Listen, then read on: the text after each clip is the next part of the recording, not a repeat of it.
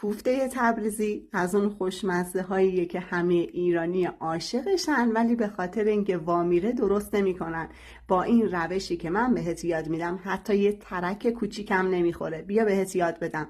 احتیاج داریم به لپه که میذاریم تا کامل بپزه و برنج رو با نمک و زردچوبه کته میکنیم. وقتی که کامل پخته شدن من داخل غذاساز میریزم لپه رو، بعد بهش برنج رو اضافه میکنم، تخم مرغ و گوشت میذارم حسابی حدود 2-3 دقیقه به این صورت خمیری در بیاد. داخل ظرف میریزم نمک، زردچوبه، فلفل سیاه، سبزیای معطر. من احساس کردم تخم مرغش کمه، خیلی خشک بود، یه دونه دیگه بهش اضافه کردم.